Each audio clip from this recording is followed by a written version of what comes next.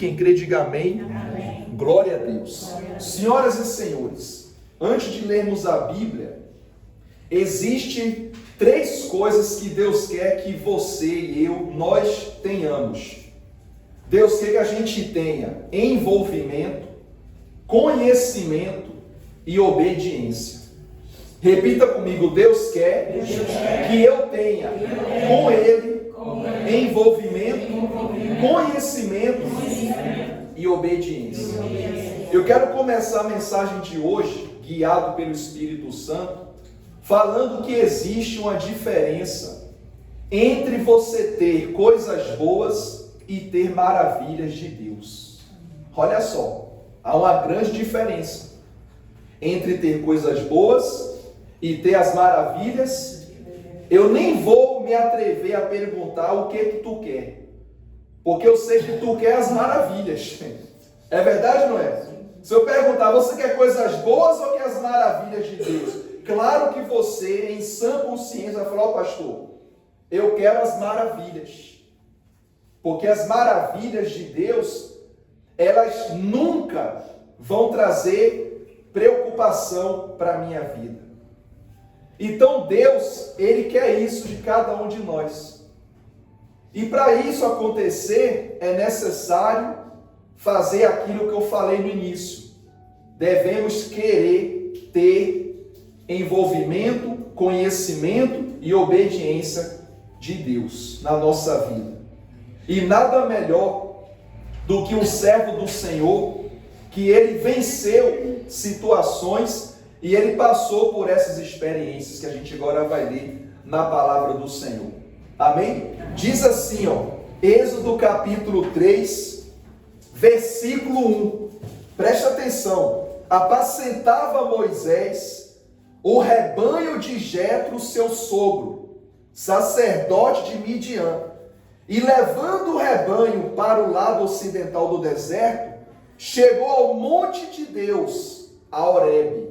Então olha para mim como são as coisas. Repare que Moisés, ele tinha um sogro chamado Jetro, e esse sogro era sacerdote, ou seja, era um servo do Senhor. O que me chama a atenção é que a casa do sogro de Moisés era junto do monte Horebe, ou seja, um monte sagrado, um monte de Deus. Você vê que Moisés estava inserido já em um ambiente propício para ter experiências com Deus. O ambiente de Moisés era bom para ele se aproximar ainda mais de Deus. Porque Jetro era servo de quem? Do Senhor. Você é uma serva do Senhor também. O Senhor também é um servo do Senhor. E aonde você estiver, aquele ambiente ali é um ponto de contato com Deus. Qualquer familiar ou pessoas conhecidas que forem à tua casa ou ao teu trabalho, ali é o Monte Horebe. Diga glória a Deus. Quem recebe isso em nome de Jesus? Aquele é o Monte Horebe, é o lugar da habitação de Deus.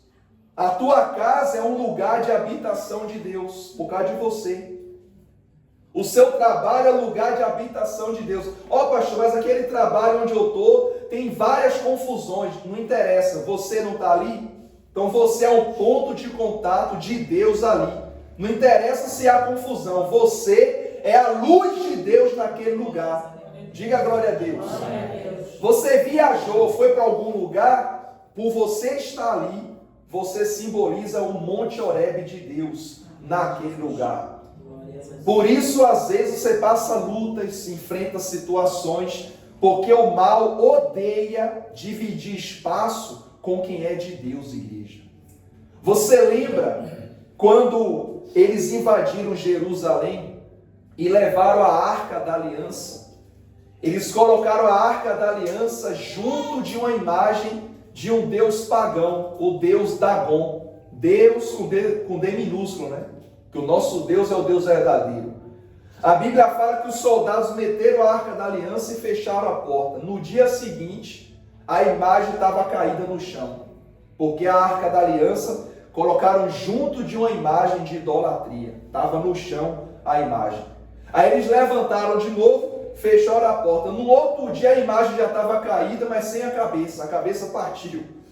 Ou seja, Deus avisando, não me misture nesse ambiente, porque o meu ambiente não é esse. Meu ambiente é um ambiente puro, é um ambiente sagrado. Por isso que sempre vai ter divergência entre luz e trevas, entre quem é de Deus e quem não é de Deus. Lá em 1 João diz que a luz não se une às trevas. Então, naquele momento, Moisés estava num ambiente muito bom. Estava trabalhando, estava levando um rebanho para pastar, e ele estava junto do monte de Deus, junto do monte Horebe. Mas não para por aí. Moisés sempre fazia esse trabalho, era uma rotina, acordava cedo, levava o rebanho, depois voltava e organizava as coisas. Mas teve um dia que teve algo diferente. Até agora, aconteceu na vida de Moisés coisas boas, ou seja, ele casou com a filha de Jetro, virou genro de um sacerdote, cuidava do rebanho, estava coisas boas na vida dele. Mas faltava o quê? As maravilhas. De repente, na sua vida, tem até acontecido coisas boas. É bom isso. Eu gosto de saber que coisas boas acontecem na sua vida. Mas Deus quer maravilhas na tua vida.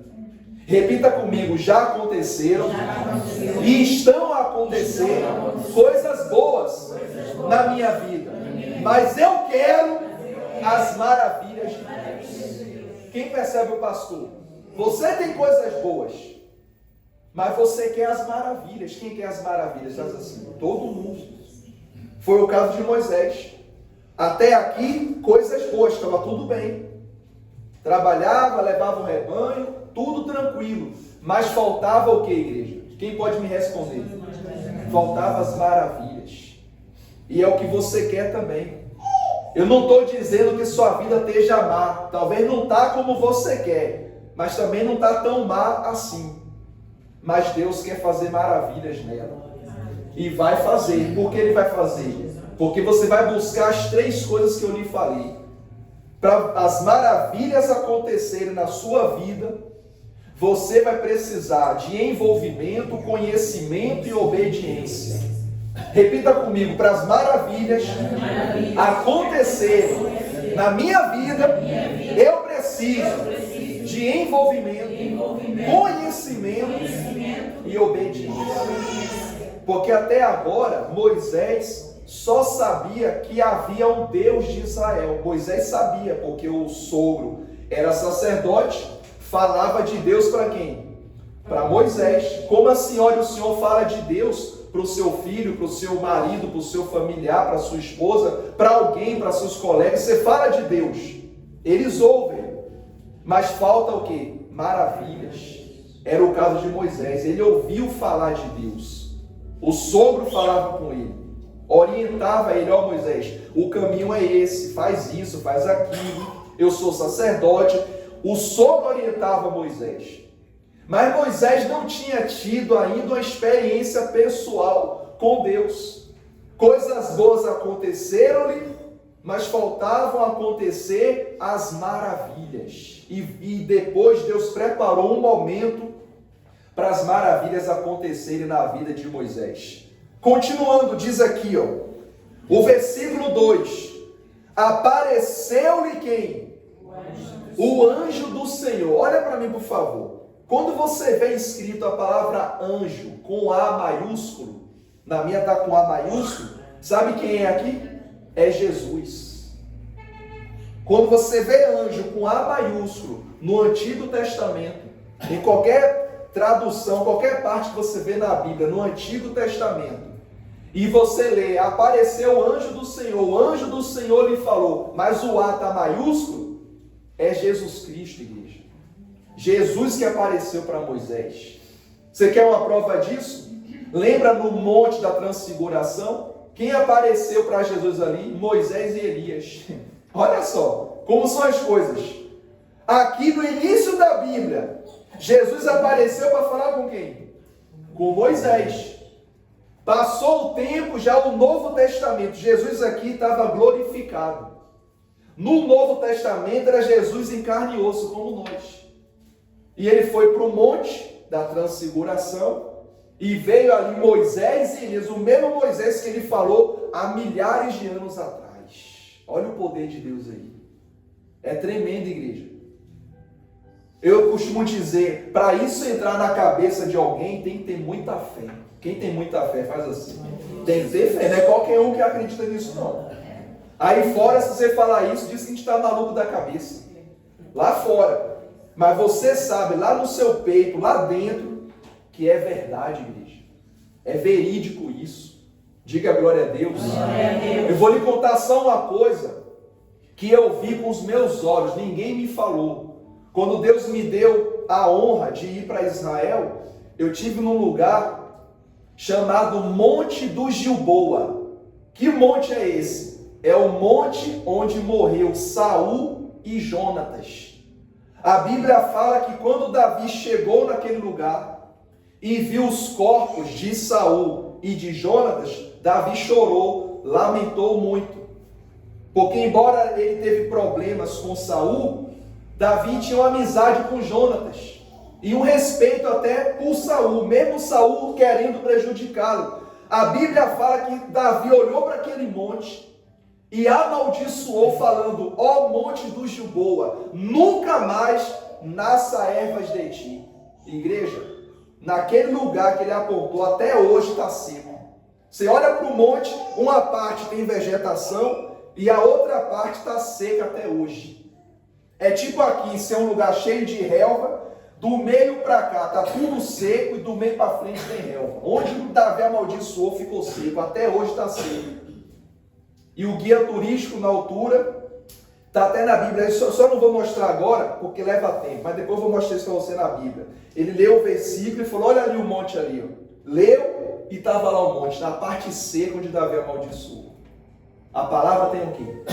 Tem poder. Você tem que olhar para o teu parente, para o teu familiar, seja pequeno, médio ou grande, e declarar bênção para ele. Se for pequeno, ó, tu vai ser uma pessoa muito abençoada. Tu vai dominar essa terra, você vai crescer e vai fazer a diferença. Profetiza milagre e bênção. E você também, quando você olhar no espelho, fala também para aquela pessoa que você está vendo no espelho que és tu. Declare bênção, você vai crescer, Deus vai te abençoar, vai te honrar, a tua hora vai chegar, as maravilhas irão acontecer. Você tem que abrir a boca. Não espere só o pastor orar por ti, eu já oro por ti. Mas declare isso também para a tua vida, igreja. Agora, trazendo para o lado físico, teve um cientista que ele fez uma pesquisa. Ele pegou uma planta e colocou numa água. Colocou na água. Normalmente a planta na água, ela aguenta o tempo inteiro. E ele fez um teste, chamou vários alunos da escola e disse assim: olha, vocês vão entrar naquela sala e durante uma semana vocês vão falar só palavras negativas para aquela planta. E embora ela esteja na água, talvez ela não murche, mas fale só palavra negativa. Os alunos entravam, fechavam a porta, xingavam a planta, diziam que ela não ia crescer, que ia dar tudo errado. Mesmo na água, ela começou a murchar. Em contrapartida, em outra sala, o professor mandou outros alunos, outro grupo, falar para outra planta que estava na água palavras maravilhosas e boas. Ela floresceu até antes do tempo. Porque a palavra tem o quê? Tem poder. Tem poder. A energia que lançou para outra planta, que era uma energia ruim, só derrota, ela murchou mesmo na água. Já a outra, que estava também na água, por palavras bonitas e boas: oh, você é linda, você vai florescer, você vai crescer, vai dar certo. Ela floresceu até antes do tempo. Por quê? Palavras boas que ela recebeu, energias boas. E não é assim na nossa vida? Quando alguém fala algo bom para você, você fica como? Você fica feliz, não fica? Sim. E quando alguém vem com algo ruim contra ti? Você não vale nada, você não quer fazer nada, você não vence. Poxa, a vida já não está fácil. E houve um negócio desse, tem que ter mesmo Deus para aguentar. É verdade ou não é, igreja? Sim. Quem concorda com o pastor? Por isso, minha irmã, se você esperar coisas boas das pessoas, de duas uma, pode acontecer, como também não pode acontecer. Então valorize-se primeiro. Antes de alguém te dar valor, valoriza-te primeiro. Porque às vezes você vai se deparar com palavras para te botar lá embaixo, lá no chão. E você tem que ser forte para ouvir e dizer: eu não aceito essas palavras, eu não sou isso que estão dizendo. Deus é comigo e eu vou vencer. Diga glória a Deus. Quem percebe o pastor? Então Moisés estava no ambiente o quê? Bom. Coisas boas estavam acontecendo. Mas faltava acontecer o quê? As maravilhas. Quem percebe o pastor? Aí diz aqui, ó, apareceu-lhe o anjo de quem? O A maiúsculo é porque esse anjo é quem? Jesus. É Jesus. Olha o que diz, ó, apareceu-lhe o anjo do Senhor numa chama de quê? De fogo, no meio de uma sarça. Moisés olhou e eis que a sarça ardia no fogo e a sarça não se consumia. Começou aí a manifestação de Deus na vida de Moisés. O que Deus estava mostrando ali para Moisés? Moisés, você até agora experimentou o fogo dos problemas, porque Moisés estava no Egito antes de ir para essa terra. Você sabe que Moisés foi criado no Egito, cresceu no Egito, virou arquiteto do faraó, virou filho, entre aspas, da filha de faraó, aprendeu a ler, a escrever a cultura egípcia, ficou um homem inteligente. Mas ele era inteligente da parte egípcia, mas não entendia nada das coisas de quem? De Deus. Deus teve que tirar ele daquela terra e colocá-lo no deserto com pessoas de Deus para ele poder aprender as coisas de Deus. E quando ele viu o anjo do Senhor falando com ele e viu a sarça pegando fogo e a sarça não se consumia, Moisés ele ficou espantado, porque era comum a sarça pegar fogo, era normal sarças no deserto pegarem fogo. O que não era comum era pegar fogo e não se destruir. Por isso ele ficou confuso, ele olhou, peraí, eu estou vendo uma sarça pegando fogo, mas nem a folha está se destruindo, o que se passa? Então ele ficou curioso. Olha o que aconteceu. No versículo 3, então disse consigo mesmo, irei para lá e verei o quê? Essa grande maravilha. Por que a sarça não se queima? Quando ele falou irei para lá, é porque estava distante, estava longe, ele estava olhando assim, não, eu tenho que ir lá, eu sou curioso, eu tenho que ir lá ver o que se passa. Que fogo é esse que queima e não destrói? É estranho, né? É igual você acender o volume do fogão para fazer a sua comida e a água nem mexe. Está lá o fogo e a comida não cozinha. Você vai ficar como? Poxa, o que se passa com esse fogão? Será que eu estou cego? Será que eu estou ficando louco? O fogo está no máximo, nem mexe a água. Foi o caso de Moisés.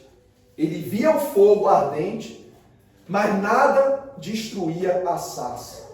Sabe por quê, igreja? Porque o fogo de Deus, quando vem para a nossa vida, a única coisa que o fogo de Deus queima é o pecado, é a dúvida, é o medo, é a tristeza, é a angústia, é a aflição, é a depressão, é a ansiedade. Isso o fogo de Deus queima. Mas a nossa fé, ele não queima, pelo contrário, ele aumenta mais e mais. A nossa comunhão aumenta mais e mais. A nossa fé aumenta mais e mais, porque o fogo de Deus, quando entra em nós, é para nos levantar. Diga glória a Deus. Glória a Deus. Aí continuando, diz aqui o versículo 4, vendo o Senhor que ele se voltava para ver, Deus, no meio da sarça, Deus estava onde? No meio da sarça, chamou e disse, Moisés, Moisés. Ele respondeu, eis-me aqui. Deus continuou, não te chegues para cá, tira as sandálias dos pés, porque o lugar em que estás é terra santa. Diga glória a Deus. Deus falou, olha, não vem para cá não, meu filho. Se Deus não avisasse isso, Moisés morria queimado. Se Deus não falasse com ele, já era. Ele estava entrando no território de Deus agora. Ele estava sendo no território normal para ir para o território sobrenatural. E você está no território sobrenatural. Você vai ver as maravilhas de Deus. Eu declaro isso em nome de Jesus. Repita comigo: eu verei as maravilhas de Deus na minha vida, na minha casa, na minha família, nos meus projetos, nos meus caminhos. Você vai ver as maravilhas de Deus. Mas olha, há um detalhe aqui. Para Moisés ver as maravilhas, foi Deus que foi até ele ou foi ele que foi até Deus? Foi Moisés que foi até Deus. Não adianta, ó Deus, eu quero ver as suas maravilhas, mas você não vai para ele, ué? Como é que você vai ver? Em vez de ir para Deus, vai para outros lugares, como é que vai ver as maravilhas do Senhor? Não vai ver. Só vai ver coisas boas. Mas maravilha só vai ver quem buscar. E você está buscando. Deus está vendo sua fé, está vendo sua luta, está vendo suas lágrimas, sua dificuldade. Deus está vendo tudo, igreja. Deus não está indiferente, não. Ele está vendo tudo e está te acompanhando em tudo. Você pensa que Deus não via Moisés todo dia levar o rebanho lá no pasto? Claro que Deus via. Aí você pergunta, por que Deus não se manifestou logo no primeiro dia ou depois de uma semana que Moisés estava levando o rebanho? Deus não se manifestou logo porque Deus, ele não faz a minha vontade, ele só faz a dele. Ele faz a hora que ele quiser. Tudo é no tempo de quem? De Deus. Deus queria ver se Moisés faria aquelas coisas de coração. Deus queria ver se Moisés iria cuidar do rebanho com amor e carinho. E Moisés cuidou. Não perdeu nenhuma ovelha. Cuidou direitinho. Aí Deus pensou, peraí, se esse homem está cuidando das ovelhas com amor e carinho, eu vou preparar ele para libertar Israel. Deus estava dando um treinamento para Moisés. Aquela fase que Moisés estava passando era um treinamento, igreja. Você sabia que quando você passou o pior problema da tua vida, aquilo foi um treinamento? Deus permitiu. E hoje você venceu. Aquilo já passou, você está de pé e você lembra, ó, realmente foi difícil aquela fase. Mas foi um treinamento. Hoje eu estou tranquilo, estou tranquila.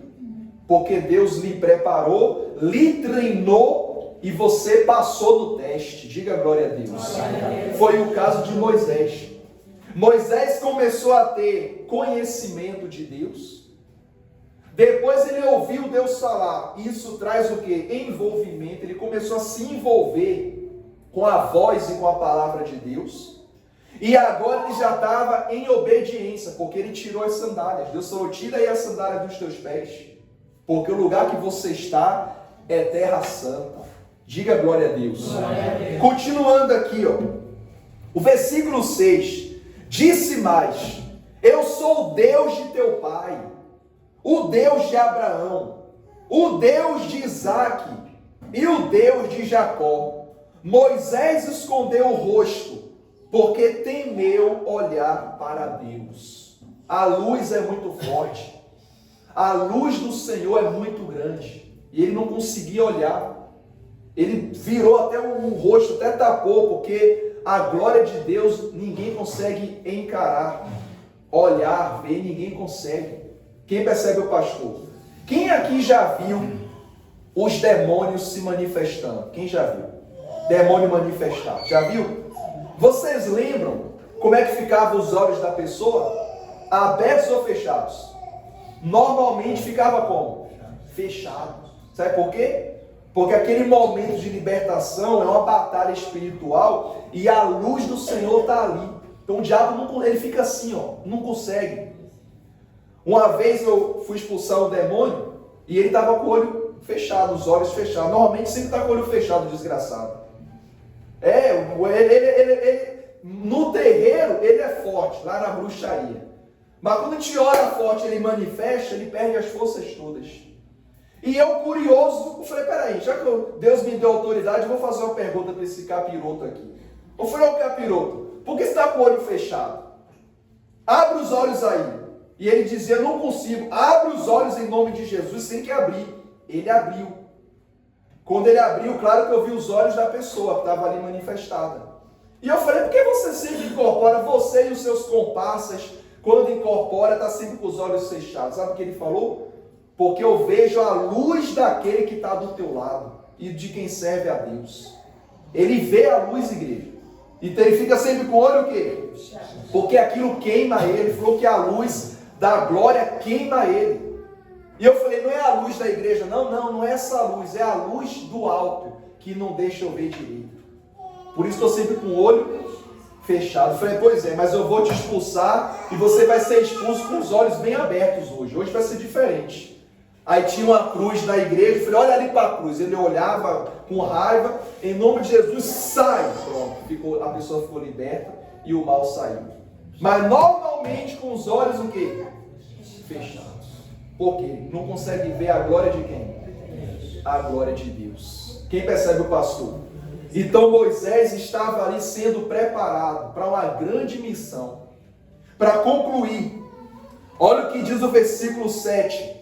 Disse ainda o Senhor, certamente vi a aflição do meu povo que está no Egito, e ouvi o seu clamor por causa dos seus opressores, conheço-lhe o sofrimento. Lembra que eu falei no início? Que Deus conhece tudo que você passa?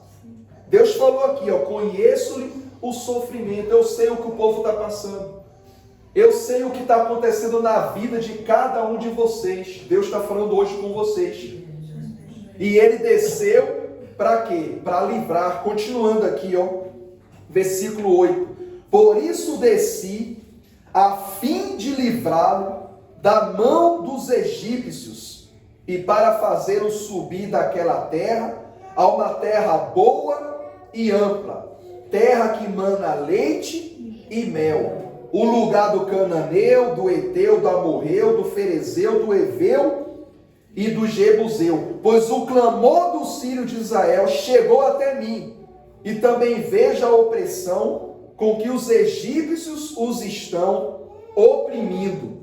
Vem agora, e eu te enviarei a Faraó, para que tires o meu povo, os filhos de Israel, do Egito. Deus falou o quê? Vem agora. Deus falou, olha meu filho, agora que é a hora. Você vai passar em casa, vai se despedir da tua família, você vai direto para o Egito, que agora já não é o Moisés que cuida de rebanho não, vai ser o Moisés libertador de Israel. A fase da vida de Moisés mudou. Deus está preparando também uma nova fase para a tua vida. Diga glória a Deus. Você recebe isso em nome de Jesus? Então repita, eu recebo a nova fase de Deus na minha vida. Assim como ele fez com Moisés, fará com a senhora e com o senhor também. Deus, ele tem feito coisas boas na tua vida, mas a partir de agora ele vai fazer maravilhas.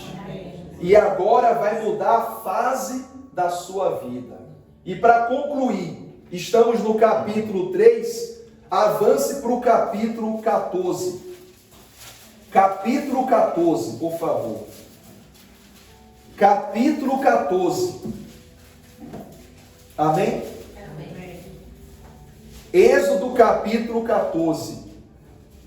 Versículo 3. Diz assim. Encontrou? Sim.